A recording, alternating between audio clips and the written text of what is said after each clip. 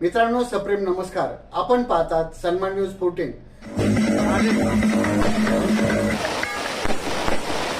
आज आपण अशा कडाडीच्या निस्वार्थी प्रेरणादायी व्यक्तिमत्वाला सन्मानित करत आहोत.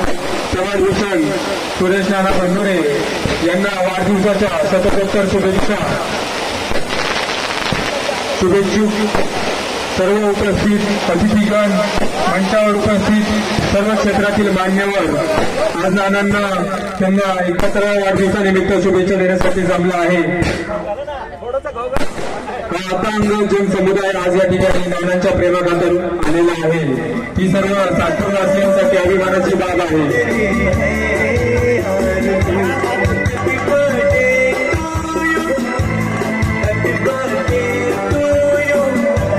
पत्नी, मुले, सून या सर्वांच्या साथीने आजही सेवेचा वारसा समाजभूषण सुरेश नाना बंधुरे पुढे चालवत आहे. सुरेश भाऊ महाजन, माफ करा. आज आपल्या सगळ्यांचे लाडके माजी नगरसेवक सभापती सुरेश नाना बंधुरे यांच्या वाढदिवसाच्या निमित्ताने म्हणजेच 71च्या निमित्ताने आपण सर्वजण या अभिष्टचिंतन सोहळ्यासाठी जमलेलो आहोत. आज या कार्यक्रमासाठी उपस्थित असलेले ज्यांनी आई आणि वडील या विषयावर अत्यंत सुंदर असं व्याख्यान इथे दिलेलं आहे ते हबभ माधवराव महाराज काजळे. त्याचबरोबर व्यासपीठावर आमच्या ताई आहेत ज्यांनी त्यांना आयुष्यभर एकदम भक्कम अशी साथ ताईंनी दिलेली आहे. व्यासपीठावर अनेक लोकप्रतिनिधी, सातपूरचे ग्रामस्थ, अनेक मान्यवर उपस्थित आहेत. सर्वात उपस्थित असलेले माझे बंधू आणि भगिनींनो, आदरणीय सुरेश नाना बंधुरे यांनी अनेक वर्ष सातपूरमध्ये सामाजिक कार्यात अतिशय झोकून देऊन काम केलेलं आहे.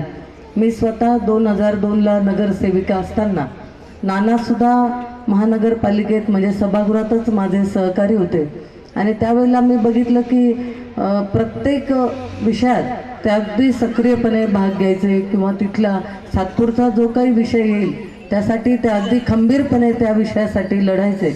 आणि त्यानंतर सातपूरमध्ये आपण बघितलं असेल अशोक काका गवळी होते. शिवसेनेत असताना शिवसेनेचा बालेकिल्ला त्यांनी हा सातपूर विभाग हा केलेला होता.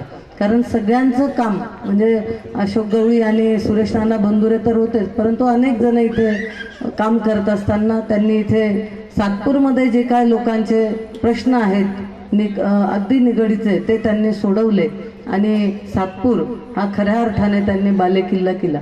त्यानंतर आपण बघितलं की नानांनी संस्था असतील, विविध संस्था याच्या माध्यमातूनही काम केलं. त्यातही त्यांची जी शिक्षण संस्था आहे तिथे सुद्धा ते अतिशय बारकाईने लक्ष देत असतात आणि त्याही नंतर खरं तर त्यांना आपल्या माळी समाजाच्या वतीने मागच्याच वर्षी माळी समाजभूषण हा पुरस्कार सुद्धा त्यांना देण्यात आला. आता पुरस्कार सहज मिळत नाही, त्यांचं त्यासाठी खूप मोठं योगदान आहे, काम आहे आणि कार्य आहे. त्यामुळे खरं तर त्यांना हा पुरस्कार दिलेला आहे आणि अतिशय सार्थ निवड जे आपण म्हणतो की समर्पक आणि योग्य निवड जी आहे ती नानांची केलेली आहे. मी अनेक वेळा त्यांच्याकडे गजानन महाराजांचा प्रकट दिन ज्या वेळेला असतो त्यावेळेला मी आवर्जून तिथे जात असते आणि त्यावेळेला म्हणजे बऱ्याच वेळेला मी गेल्यानंतर मला असं हळूहळू माहिती झालं की नानांनी खूप मोठं म्हणजे फक्त सामाजिक कार्यातच नाही परंतु कुटुंबात सुद्धा मला माहिती आहे की मी आता सोनालीच्या वाढदिवसालाही सांगितलं की पहाटे 4ला ते उठतात आणि 4 वाजेपासून त्यांची दिनचर्या सुरू होते. दिवसभर मग त्यांचं पूजा पाठ सगळं म्हणजे धार्मिक सुद्धा अत्यंत धार्मिक आहेत नाना.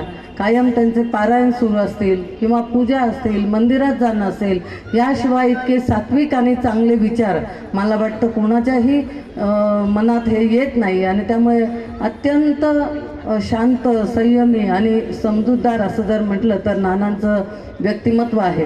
यावेळेला निवडणूक ज्या वेळेला सुरू होणार होती त्यावेळेला सगळ्यांनी ठरवलं की सोनाली हे यावेळेस निवडणूक लढेल आणि खरोखर सोनाली सुद्धा अतिशय गोड मुलगी आहे. ती सुद्धा स्वभावाने अत्यंत चांगली आहे. मला वाटतं घरात नाही त्यात तसे संस्कार मिळाले आणि तसं तिच्यावर सगळेजण प्रेम घरातले आणि परिवारातले सर्वच जण करत आहेत. त्यामुळे तिला निवडणुकीला पुढे आणल्यानंतर साहजिकच आहे की त्यांनी, मला वाटतं त्यांनी इतके परिश्रम केले की अजून घरातले कोणी जायच्या आधी ते तिथे पोहोचलेले असतील. प्रत्येक घर, प्रत्येक गल्ली त्यांनी पिंजून काढली आणि सुनेकरता त्यांनी ही निवडणूक इतकी त्यांनी मनावर घेतलेली होती की तुम्ही बघितलं, चारही जागा ज्या 11 नंबर हा कायम आपला आपण जमेत धरायचो नाही की तिथे कायम वेगवेगळ्या लोकांचं वर्चस्व होतं, परंतु त्या चारही जागा मिळवण्यात खूप मोठं योगदान हे नानांचं आहे. हे मला आवर्जून मी सांगितलं पाहिजे. आपण मग नेहमी म्हणत असतो की मेहनतीला खूप फळ मिळतात आणि ते खरोखर आपण समक्ष बघितलं की नानांनी खूप मेहनत या निवडणुकीत घेतली आणि त्याचा परिणामसुद्धा आपल्याला बघायला मिळाला की सगळे चारही जागा या निवडून आल्या. मी त्यांना सहज विचारलं की एवढं चारही जागा इथे आल्या आहेत, एकही जागा नसताना, तर यामागे वैशिष्ट्य काय? त्यांनी बऱ्याच गोष्टी सांगितल्या. त्यापैकी मला एक गोष्ट जी मनाला खूप भावली त्यातली ती अशी होती की आता जवळपास 50 नगरसेवक आपल्या मतदारसंघात आहे आणि 12 प्रभाग इथे होते. 12 प्रभागांमध्ये आम्ही बघायचो की 4 जणांचं एकत्रीकरण करणं फार अवघड होतं. कोणाचंच कोणाशी जमायचं नाही. हा त्याच्याबद्दल काहीतरी सांगतो, तो त्याच्याबद्दल काहीतरी सांगतो आणि अत्यंत गैरसमज असे काहीतरी व्हायचे. त्यामुळे पॅनलमधलं एक जण तरी निवडून नाही आलं किंवा मग कोणीतरी 2घच जण आले, असं बऱ्याच ठिकाणी आपल्याला बघायला मिळतं. परंतु ह्या चौघांमध्ये इतकं चांगलं बॉन्डिंग होतं की त्याचे मीडिएटर हे नाना होते. कोणाबद्दल कोणी काही बोललं तर लगेच त्याला विचारून लगेच खरं आहे का, कारण होणार तर होत तर असतातच एकमेकांमध्ये काही ना काही गोष्टी, परंतु त्या सगळ्यांवर मार्ग काढण्याचं काम हे नानांनी केलं. आणि खऱ्या अर्थाने जर चांगला दुवा आपण ज्याला म्हणतो ते दुवा हे या निवडणुकीत नाना होते. मला वाटतं नानांनी आता फक्त 4 प्रभागांकडे न पाहता सगळ्यांकडेच बघितलं तर पूर्ण या सातपूरमध्ये ज्या 16 जागा होत्या त्यापैकी 14 जागा आपल्या भारतीय जनता पार्टीच्या पहिल्यांदा या सातपूरमध्ये आल्या आणि त्याच्यासाठी सगळं श्रेय सुद्धा मी आपले जे ग्रामस्थ आहेत, तिथले जे नागरिक आहेत किंवा सर्वच इथले जे पदाधिकारी आहेत, सगळ्यांनीच इथे खूप मेहनत घेतली आणि त्यामुळे खरं तर आपल्याला या निवडणुकीत यश आलेलं आहे. त्यामुळे एक व्यक्ती ही किती महत्त्वाची असते की ज्यांच्या मनामध्ये कायम सात्विक विचार, त्याचबरोबर सकारात्मक विचार आणि जी परिस्थिती येईल त्याला सामोरं जाण्याची ताकद ही ज्याच्यामध्ये असते, मला वाटतं ती व्यक्ती ही यशस्वी त्याही स्वतः होतात आणि सगळ्यांनाही करतात. आणि त्यामुळे नानांना मी खास करून या निवडणुकीसाठी खूप त्यांचं मनापासून अभिनंदन करते. आणि आता सोनालीच्या रूपाने मला वाटतं महानगरपालिकेत आता काम हे सुरू होणार आहे. प्रभाग 11 मध्ये जे काय प्रश्न असतील, समस्या असतील, तशी ती खूप सक्षम आहेत, परंतु नानांचा आशीर्वाद, नानांचं पाठबळ हे कायमच सगळ्यांच्या मागे राहील आणि सातपूरमधले जे काय आपले काम असतील ते निश्चित पूर्ण होतील याची मला खात्री आहे. नानांना असंच याही पुढे अतिशय निरोगी, निरामय आणि सुखाचं, समाधानाचं आयुष्य लाभो अशी मी आई तुळजाभवानीच्या चरणी प्रार्थना करते. आणि तुमचं सहकार्य, तुमचा आशीर्वाद सगळ्यांनाच याही पुढे असंच असू द्या. मी आत्ताच बऱ्याच जणांनी सांगितलं की 100वा वाढदिवस, सेंच्युरी सुद्धा आपण इथेच करू.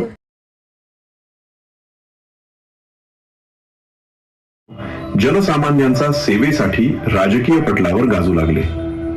सातपूर विविध कार्यकारी सेवा संस्थेत नाना यांना तर बरेच दिवस गवंडी यांच्या हाताखाली काम केले. नंतर इंडियन ऑप्टिकल या कंपनीत नानांनी 3.25 रुपये रोजाने काम केले. त्यानंतर 4.5 वर्ष नानांनी सरकार मान्य दारू दुकानात काम केले. हे सर्व करत असताना सुरेश नानांचे परिश्रम आणि कष्टाची पराकाष्ठा जणू काही. नानांचे वडील स्वर्गीय पुंडलिक भंदुरे हे गावचे पोलीस पाटील होत. अगदी 6 वर्ष वय असताना 1961 साली सुरेश नाना भंदुरे यांचे पितृछत्र हरपले आणि अल्पवयात कुटुंबाची जबाबदारी सुरेश नाना भंदुरे यांच्या खांद्यावर आली. आणि जबाबदारीचा गाडा हाकत असताना नानांच्या मातोश्री रोजाने शेतकामाला जायचे आणि आईंना ते काम करून 1.25 रुपये रोज मिळायचा. आणि त्यावर अत्यंत कष्टाच्या परिस्थितीत सुरेश नानांचे शिक्षण चालायचे. परिस्थिती जरी कष्टाची होती तरी नानांचा 2 भाऊ आणि 3 बहिणींचा असा ममतारू परिवार. ते सुरेश नाना भंदुरे. नंतर नाना शेतकऱ्यांचा बांधावर जाऊन पेरू खरेदी विक्री करू लागले. या दरम्यान सुरेश नाना बंधुरे यांची स्वर्गीय रमणभाई पटेल यांच्याशी मैत्री झाली आणि मग त्यांनी नानांना जमीन खरेदी विक्री व्यवसायाकडे वळवले आणि हाच ठरला समाजभूषण सुरेश नाना बंधुरे यांच्या आयुष्यातला खरा टर्निंग पॉइंट. त्यावेळेला स्वर्गीय रमणभाई पटेल यांनी नानांना मोटरसायकल घेऊन दिली आणि त्यांच्या मार्गदर्शनाखाली नानांची खरी प्रगती होत गेली. आतापर्यंत विविध ठिकाणी कष्ट करत सुरेश नाना बंधुरे यांनी आपल्याप्रमाणेच संघर्ष करणारा कष्टाळू समाज पाहिला.